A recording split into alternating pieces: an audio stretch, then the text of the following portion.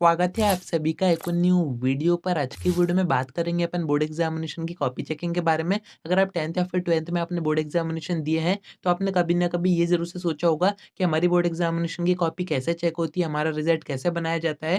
तो आज की वीडियो में मैं आपको पूरी प्रोसेस बताऊँगा। जब आप एग्ज़ाम दे के आते हो, कॉपी सबमिट करके आते हो, वहाँ से मैं आपको रिजल्ट बनाने तक की प्रोसेस बताऊँगा। तो वीडियो में एंड तक बने रहिए, क्योंकि इतने सारे बच्चे होते हैं, इतनी सारी कॉपीज़ होती हैं एंड आप सभी का जो रिजल्ट है वो भी सेम डे अनाउंस किया जाता है, सेम ही पेपर आता है। सभी का रिजल्ट डिफरेंट आता है। तो ऐसा टीचर क्या ही देखते हैं आपकी कॉपी में कि किसी के थोड़ा बहुत पेपर करने के बाद भी उनके अच्छे नंबर आ जाते हैं एंड कुछ बच्चे ऐसे होते हैं जो कि पूरा पेपर करके आते हैं फिर भी उनके नंबर कम आते हैं। आगे आपको सारी चीज़ें बताता हूँ, वीडियो में एंड तक बने रहिए। नहीं तो सब्सक्राइब ज़रूर से कर दीजिएगा, नोटिफ़िकेशन आइकन ऑन करके रखिएगा। एमपी बोर्ड एग्ज़ामिनेशन की ऐसी इन्फॉर्मेटिव वीडियोज़ मैं आपको आगे देता रहूँगा। अब देखिए, कॉपी चेकिंग की बात करें तो मैंने आपको बता ही दिया था कि बोर्ड एग्ज़ामिनेशन की कॉपी चेकिंग का फर्स्ट राउंड स्टार्ट हो गया है, यानी कि आप सभी की बोर्ड एग्ज़ामिनेशन की कॉपी चेक होना स्टार्ट हो गई हैं। जितने टीचर अभी हैं, जिन भी सब्जेक्ट के हैं, उन सब्जेक्ट की आपकी कॉपी चेक होना स्टार्ट हो गई है। अब बात यही आती है कि ये जो कॉपी चेकिंग की प्रोसेस है, इसमें क्या-क्या होता है, टीचर क्या-क्या चीज़ें कॉपी में देखता है, कैसे हमें मार्क्स देता है। क्योंकि काफ़ी बच्चे ऐसे हैं जिनके 1-2 पेपर बिगड़ गए हैं या फिर वो कॉपी प्रेज़ेंटेशन के पीछे परेशान हैं कि हम कॉपी ठीक से प्रेज़ेंट नहीं कर पाए थे, तो हमें कैसे क्या नंबर दिए जाएँगे।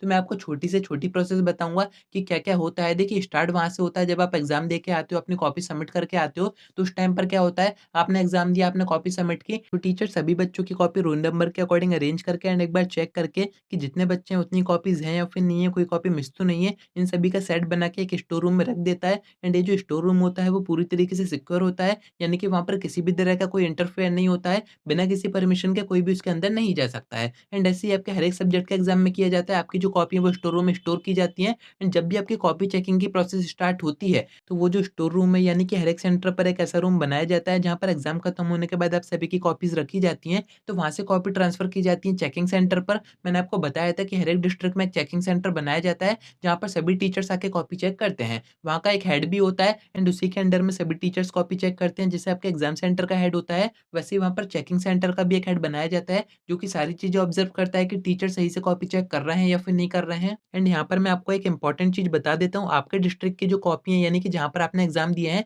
वहाँ की कॉपी उसी एरिया में चेक नहीं होती है, उनको भेज दिया जाता है दूसरे डिस्ट्रिक्ट में एंड दूसरे डिस्ट्रिक्ट की कॉपी आपके यहाँ पर आ जाती है। कभी भी सेम डिस्ट्रिक्ट की कॉपी सेम डिस्ट्रिक्ट में चेक नहीं की जाती है। एंड यहाँ पर भी आपकी जो कॉपीज़ है उनके ऊपर बारकोड चिपका दिया जाता है, यानी कि आपकी जो भी एंट्रीज़ है, आपका जो भी रोल नंबर वगैरह है, आप कहाँ से हो, कौन से एग्ज़ाम सेंटर पर आपने एग्ज़ाम दिया है, सारी चीज़ों को ऐड कर दिया जाता है। यानी कि जो टीचर्स आपकी कॉपी चेक करेंगे उनको कुछ भी नहीं पता होता है आपकी कॉपी के बारे में कि किसकी कॉपी है, कहाँ से आई है, उनको तो बस कॉपी चेक करना होता है। अब यहाँ पर टीचर्स की बात हो ही रही है, तो मैं आपको बता देता हूँ कि कौन टीचर्स आपके बोर्ड एग्ज़ामिनेशन की कॉपी चेक करेंगे, क्योंकि काफ़ी बच्चे क्या सोचते हैं कि यहाँ पर सब्जेक्ट भी चेंज कर दिया जाता है, यानी कि किसी दूसरे सब्जेक्ट के टीचर आपके दूसरे सब्जेक्ट की कॉपी चेक करेंगे, तो ऐसा कुछ भी नहीं होता है। आपकी जो कॉपी चेक होती है वो सब्जेक्ट के अकॉर्डिंग ही होती है। अगर कोई हिंदी का टीचर है तो वो हिंदी की कॉपी चेक करेगा, कोई इंग्लिश का टीचर है तो वो इंग्लिश की कॉपी चेक करेगा। ऐसे ही आपके अदर सब्जेक्ट में भी होगा। एंड ये जो टीचर्स होते हैं, ज़रूरी नहीं है कि गवर्नमेंट स्कूल के टीचर हो। काफ़ी बच्चे सोचते हैं कि गवर्नमेंट स्कूल के टीचर ठीक से कॉपी चेक नहीं करते हैं, तो मैं आपको बता दूँ, यहाँ पर गवर्नमेंट स्कूल के टीचर भी होते हैं, प्राइवेट स्कूल के टीचर भी होते हैं। ये अपनी-अपनी इच्छा होती है, जिस भी टीचर को कॉपी चेक करने जाना होता है,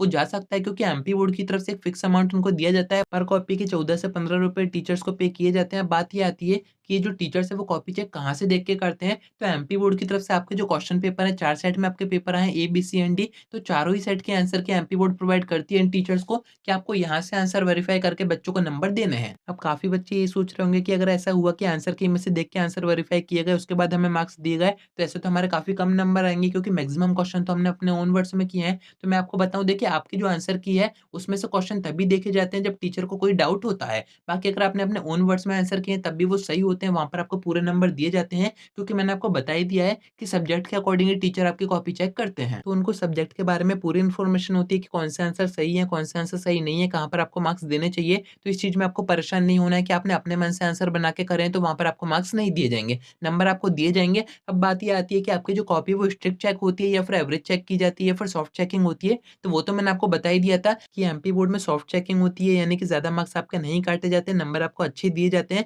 क्योंकि जो टीचर है वो बैठे ही आपको मार्क्स देने को हैं, बस आपने थोड़ा बहुत भी पेपर किया है तो वो पूरी कोशिश करते हैं कि आपको पास कर दिया जाए। अगर आपके बाउंड्री पर मार्क्स आ भी रहे होते हैं तब भी आपको कुछ 1-2 मार्क्स देके पास कर दिया जाता है। एंड जो टीचर्स हैं उनके ऊपर भी बाउंडेशन रखी गई है कि एक दिन में वो कितनी कॉपी चेक कर सकते हैं। तो मैंने आपको बताया था कि पर डे की 45 कॉपीज़ टीचर्स को दी जाएँगी, उससे ज़्यादा वो चेक नहीं कर सकते हैं। तो ऐसा भी नहीं है कि टीचर अपने मन से कितनी कॉपी चेक कर रहा है, उसको तो अपनी पेमेंट बढ़ानी है। जितनी ज़्यादा वो कॉपी चेक करेगा उतनी उसकी पेमेंट बढ़ेगी, तो ऐसा कुछ भी नहीं होता है, बाउंडेशन रखी जाती है। तो कॉपी आपकी बड़े ही आराम से चेक की जाती है, कहीं कोई परेशानी नहीं आती है। तो ये हो गई पूरी कहानी टीचर्स की। अब अपन स्टार्ट करते हैं कॉपी चेकिंग, यानी कि जो टीचर्स हैं वो आपकी बोर्ड एग्ज़ामिनेशन की कॉपी में क्या-क्या देखते हैं। तो फर्स्ट चीज़ जो देखी जाती है वो आपके स्टार्टिंग के पेज होते हैं। स्टार्टिंग के पेज सभी बच्चे काफ़ी अच्छे से करते हैं, काफ़ी जमा-जमा के करते हैं, अच्छी राइटिंग में करते हैं। अगर आपके आगे के जो पेजेस हैं, उसमें आपने काफ़ी अच्छे से आंसर किए हैं, काफ़ी अच्छी आपकी कॉपी रिप्रेजेंटेशन है, तो वहाँ पे टीचर भी खुश हो जाता है एंड एक अच्छा इंप्रेशन भी पड़ता है कि हाँ, बच्चे ने अच्छे से आंसर किए हैं, तो आगे आपको अच्छे मार्क्स ही दिए जाते हैं। सेकंड चीज़ देखी जाती है क्वेश्चन का सीक्वेंस। अब मैंने आपको स्टार्टिंग में भी बताया था, जब आपके बोर्ड एग्जामिनेशन स्टार्ट नहीं हुए थे, मैंने आपसे कहा था कि कोशिश यही कीजिएगा कि आप सारे क्वेश्चन आंसर सीक्वेंस में अटेम्प्ट करें। यानी कि क्वेश्चन नंबर 1, 2, 3, 4, 5 ऐसे आप अटेम्प्ट करें,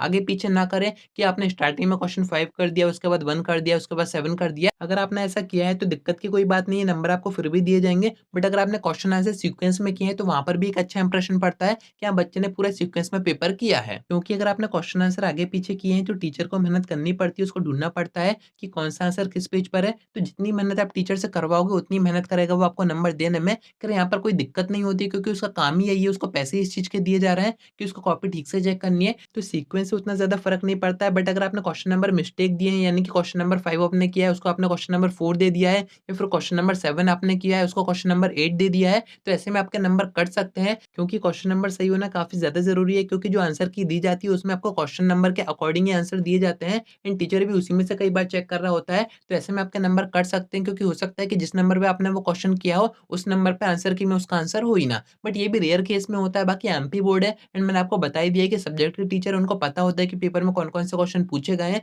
अगर आपने 1-2 क्वेश्चन के नंबर ऊपर-नीचे कर भी दिए हैं, तब भी उससे कोई ज़्यादा दिक्कत नहीं होती है। अब काफ़ी बच्चे क्या करते हैं, कोई भी क्वेश्चन आया है, तो उसको ऊपर का क्वेश्चन भी कर देंगे एंड और में जो क्वेश्चन दिया गया है, उसको भी कर देंगे। कई बार ऐसा होता है कि पेपर में अगर हमें कोई क्वेश्चन नहीं आ रहे होते हैं, बट अगर हमें पेज भरने हैं, तो हम ऊपर का भी क्वेश्चन कर देते हैं, नीचे और का भी क्वेश्चन कर देते हैं, या फिर हमसे दोनों ही क्वेश्चन अटेम्प्ट हो जाते हैं। तो ऐसे में क्या होता है, आपने जो स्टार्टिंग में क्वेश्चन अटेम्प्ट किया है, यानी कि अगर आपने और का भी किया है, ऊपर का भी किया है, तो आपको नंबर ऊपर के क्वेश्चन के अकॉर्डिंग ही दिए जाएँगे, और का आपका क्वेश्चन काट दिया जाएगा। यानी कि जो क्वेश्चन आपने स्टार्टिंग में कर दिया, उसके नंबर दिए जाते हैं, बाकी उसके बाद आपने जो भी क्वेश्चन किया हो, पूरा सही क्यों ना किया हो, उसके आपको कुछ भी नंबर नहीं दिए जाते हैं। तो अगर आपने ऐसा किया है पेपर में, तो इससे कोई भी फ़ायदा नहीं है। नेक्स्ट अपन बात करते हैं ऑब्जेक्टिव की, कि ऑब्जेक्टिव कैसे चेक किए जाते हैं। तो जो आंसर की होती है वो खासकर ऑब्जेक्टिव के कारण ही दी जाती है, क्योंकि ऑब्जेक्टिव में आपको पता है ये एक ही आंसर होगा, या तो वो सही होगा या तो सही नहीं होगा। तो ऑब्जेक्टिव आपके पूरे आंसर की से ही मैच किए जाते हैं, क्योंकि ऑब्जेक्टिव के आंसर तो स्पेसिफाई हो जाते हैं, जो आंसर आपने किया है वही बाकी बच्चों ने किया है, एंड अगर वो सही आंसर की से मैच हो रहा है तो नंबर आपको दे दिए जाते हैं, एंड अगर वो आंसर की से मैच नहीं हो रहा है तो नंबर आपको नहीं दिए जाते हैं। एंड ऐसे ही बात करें अपन थ्योरी क्वेश्चन की, तो यहाँ पर अपोजिट होता है। यहाँ पर अगर आपने अपने मन से आंसर बना के भी करे हैं, अपने ओन वर्ड्स में भी करे हैं,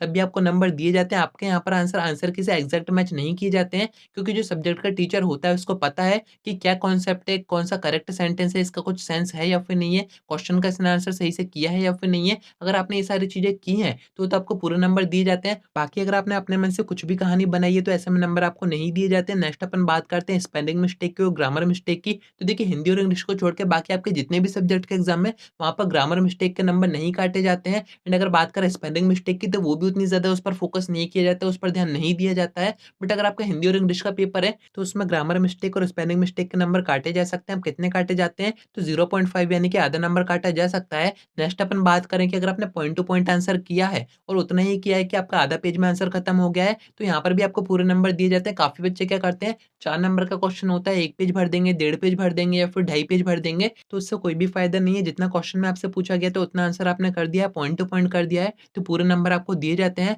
नेक्स्ट बात करते हैं अपन स्टेप मार्किंग की। अब देखिए, आपका मैथ्स का पेपर हो गया या फिर आपका फिजिक्स का हो गया, केमिस्ट्री का हो गया, अगर उसमें न्यूमेरिकल्स आ रहे हैं एंड अगर आपने उनकी स्टेप किए हैं, फॉर्मूला आपने सही किया है, तब भी आपको वहाँ पर नंबर दिए जाते हैं। अगर अगर आपका आंसर सही नहीं भी आया है तो वहाँ पर 1 से ज़्यादा नंबर काटा जाता है, इससे ज़्यादा नंबर आपके नहीं काटे जाते हैं। एंड अगर आपने बस इतना ही पेपर किया है कि बाउंड्री पर आपके मार्क्स आ रहे हैं, आपको ये कन्फर्म नहीं है कि आप पास हो पाओगे या फिर नहीं हो पाओगे, तो देखिए मैं आपको बताऊँ 1-2 नंबर अगर कम पड़ रहे होंगे पासिंग मार्क्स में, तो वो टीचर की तरफ से एक्स्ट्रा दे दिए जाते हैं, आपको पास कर दिया जाता है, ग्रेस मार्क्स आपको दे दिए जाते हैं, मिनिमम 4 से 5 नंबर होते हैं ग्रेस के, वो देके आपको पास कर दिया जाएगा अगर आप बाउंड्री पर आ रहे होगे तो। जिसको कि आप कह सकते हैं कि टीचर ने दया खाकर नंबर दे दिए हैं। अब पूरे क्वेश्चन आंसर चेक होने के बाद टीचर एक बार पूरी कॉपी चेक करता है कि कोई क्वेश्चन आंसर आपके ऐसे तो नहीं है जो कि अनचेक रहे हैं या फिर जिनके नंबर उसने नहीं दिए हैं। तो एक बार पूरी कॉपी वेरीफाई करने के बाद जितने भी नंबर आपके आ रहे होते हैं, पूरे मार्क्स काउंट किए जाते हैं एंड कॉपी के आगे फ्रंट पेज पर एक जगह होती है, वहाँ पर आपके मार्क्स मेंशन कर दिए जाते हैं। यहाँ इस बच्चे के इस सब्जेक्ट में इतने मार्क्स आ रहे हैं एंड नीचे उसका साइन भी होते हैं, डेट भी होती है कि हाँ, इस टीचर ने ये कॉपी चेक की है। उसके बाद क्या होता है, ऐसे ही आपके सभी सब्जेक्ट की कॉपी चेक की जाती है। उसके बाद आपके सारे सब्जेक्ट की कॉपी एक साथ पिंच की जाती है, यानी कि हर एक बच्चे की सभी सब्जेक्ट की कॉपी का सेट बनाया जाता है। इसके बाद जो प्रोसेस स्टार्ट होती है वो होती है डेटा एंट्री, यानी कि आपके जो मार्क्स है वो एक रिकॉर्ड में एंटर किए जाते हैं। पूरी एक शीट होती है जिसमें कि आपके रोल नंबर के आगे सभी सब्जेक्ट के नंबर चढ़ाए जाते हैं एंड ये जो रिकॉर्ड होता है इसमें से आपके नंबर एंटर किए जाते हैं पोर्टल पर, यानी कि एमपी बोर्ड का जो पोर्टल है वहाँ पर आपके नंबर भेजे जाते हैं, क्योंकि आपका जो रिजल्ट बनाया जाता है वो एमपी बोर्ड से ही बनाया जाता है। तो आपके नंबर एमपी बोर्ड के पोर्टल पर अपडेट किए जाते हैं, यानी कि एमपी बोर्ड तक आप सभी के मार्क्स पहुँचा दिए जाते हैं। तो आपका जो रिजल्ट बनाया जाता है वो एमपी बोर्ड में ही बनाया जाता है। आपका पूरा डेटा एक बार एनालाइज़ करके, एक बार वेरीफाई करके, क्रॉस वेरीफाई करके कि बच्चे के सही नंबर आए हैं या फिर नहीं आए हैं, उसके बाद आपका रिजल्ट बना के वेबसाइट पर अपडेट कर दिया जाता है। एंड जब भी आपका रिजल्ट अनाउंस होना होता है, एमपी बोर्ड की तरफ से डेट आती है, टाइम आता है, उस दिन आप सभी का रिजल्ट अनाउंस कर दिया जाता है। तो ये पूरी प्रोसेस मैंने आपको बता दी है, कॉपी सबमिट से आपका रिजल्ट अनाउंस होने तक की। उम्मीद है कि आपको सारी बातें समझ में आ गई होंगी। आज के वीडियो में इतना ही। कोई डाउट आता है कमेंट करके आप पूछ सकते हैं या फिर आप मुझसे इंस्टा पर डीएम करके बात भी कर सकते हैं।